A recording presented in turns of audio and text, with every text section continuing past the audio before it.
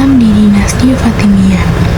Sejarah Islam di Mesir merupakan perjalanan panjang yang dimulai sejak penaklukan oleh Panglima Amr bin As pada masa Khalifah Umar bin Khattab yang menandai berdirinya Fustat sebagai pusat pemerintahan awal sebelum Mesir kemudian dipimpin oleh berbagai dinasti besar seperti Umayyah dan juga Abbasiyah. Salah satu babak paling berpengaruh dalam sejarah ini adalah berdirinya dinasti Fatimiyah oleh Ubaidillah al-Mahdi, sebuah dinasti berhaluan Syiah Ismailiyah yang mengambil nama dari Fatimiyah yang mengambil dari nama Fatimah binti Rasulullah SAW untuk menegaskan legitimasi mereka sebagai keturunan Nabi melalui jalur Ali bin Abi Thalib, meskipun awalnya berpusat di Maroko untuk menghindari kerajaan dinasti Abbasiyah. Fatimiyah tumbuh menjadi kekuatan besar di bawah kepemimpinan 3 khalifah awal hingga akhirnya berhasil merebut Mesir pada tahun 1701 Masehi melalui ekspansi Panglima Abu Hasan al-Jauhar, sebuah momen ikonik yang ditandai dengan berkumandangnya azan Syiah untuk pertama kalinya di tanah Mesir. Setelah pusat pemerintahan berpindah ke Kairo, dinasti ini memasuki masa keemasan yang luar biasa di mana ilmu pengetahuan dan juga ekonomi berkembang pesat. Khalifah Al-Mu'izz meresmikan Masjid Al-Azhar sebagai pusat peradaban, sementara Khalifah Al-Hakim mendirikan perpustakaan raksasa yaitu Darul Hikmah yang melahirkan ilmuwan kaliber dunia seperti Ibn Al-Haytham, sang bapak optik modern. Kemajuan intelektual ini ditopang kuat oleh kemakmuran ekonomi dari kesuburan lembah Sungai Nil, geliat industri kerajinan emas dan tenun, serta sistem perpajakan yang sangat teratur.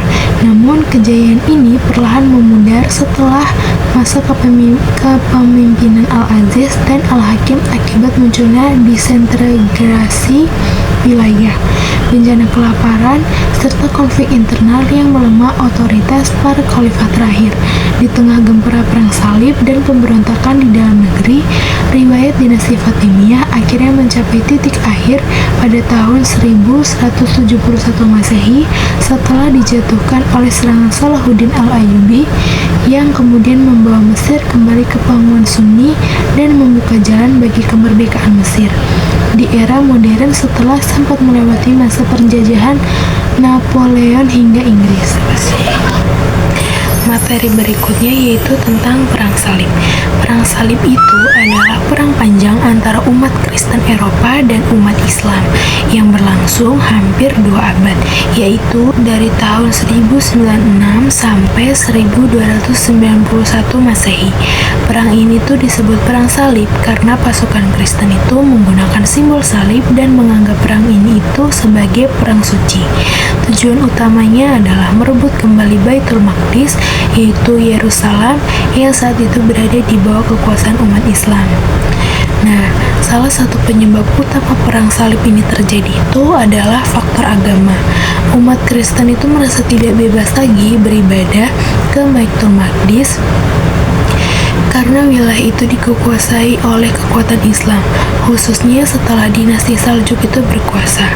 Situasi ini diperparah oleh laporan seorang pendeta yang bernama Peter Amin yang mengaku mendapat perlakuan buruk saat berziarah. Nah, laporan ini disampaikan kepada Paus Urbanus II dan akhirnya memicu seruan perang suci. Selain faktor agama, ada juga faktor politik. Kekaisaran Bizantium mengalami kekalahan besar dari dinasti Saljuk dan kehilangan banyak wilayah. Kaisar Bizantium kemudian meminta bantuan Paus. Paus menyetujui permintaan tersebut karena ingin memperluas pengaruh kekuasaannya dan berharap bisa mempersatukan gereja di Eropa. Nah, saat itu dunia Islam juga sedang melemah dan terpecah ke dalam beberapa dinasti, sehingga dianggap sebagai kesempatan oleh pihak Kristen. Nah, faktor sosial dan ekonomi juga ikut berperan. Kondisi Eropa saat itu sedang mengalami krisis ekonomi, kelaparan, dan kemiskinan. Banyak rakyat Eropa tertarik ikut perang salib karena dijanjikan kehidupan yang lebih baik, penghapusan hutang, dan perlindungan harta benda. Selain itu, para pedagang Eropa itu ingin menguasai jalur perdagangan di wilayah Timur Tengah. Perang salib tahap pertama itu ditandai dengan serangan besar-besaran dari pasukan Kristen. Nah, awalnya itu banyak rakyat biasa yang ikut perang tanpa persiapan dan akhirnya itu kalah. Namun pasukan militer itu yang lebih terlatih berhasil menguasai beberapa wilayah Islam dan mendirikan kerajaan-kerajaan Kristen di timur, termasuk di Yerusalem. Nah, kemudian tahap kedua merupakan masa kebangkitan umat Islam. Tokoh-tokoh besar seperti Imaduddin Zaki, Nuruddin Zaki, dan Salahuddin Al-Ayyubi yaitu memimpin perlawanan. Puncaknya terjadi ketika Salahuddin Al-Ayyubi itu berhasil merebut kembali Baitul Maqdis pada tahun 1167 Masehi. Keberhasilan ini menjadi titik balik penting dalam perang salib. Nah, kemudian tahap ketiga. Pada tahap ketiga, kekuasaan pasukan salib itu semakin melemah. Terjadi banyak konflik internal di pihak Kristen, sementara umat Islam itu semakin solid.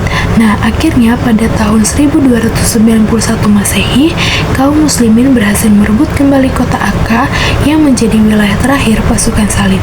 Peristiwa ini menandai berakhirnya perang salib. Walaupun pasukan Kristen itu mengalami kekalahan, perang salib membawa dampak besar bagi Eropa.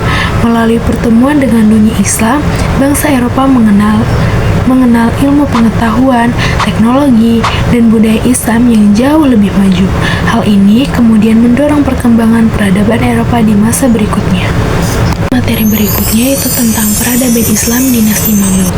Dinasti Mamluk itu adalah salah satu dinasti Islam yang berkuasa di Mesir dan memiliki peran besar dalam mempertahankan dunia Islam. Kata Mamluk itu sendiri tuh berarti yaitu budak.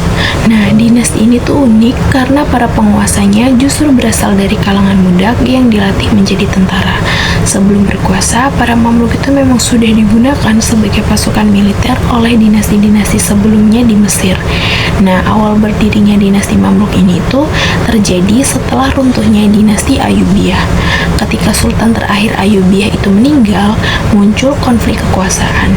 Nah, para tentara Mamluk ini yang sebelumnya hanya pasukan, akhirnya mengambil alih pemerintahan. Tokoh penting pada masa awal ini itu adalah Syajarotut Dur dan Aibak. Sejak saat itu, dinasti Mamluk resmi berdiri dan mulai memimpin Mesir.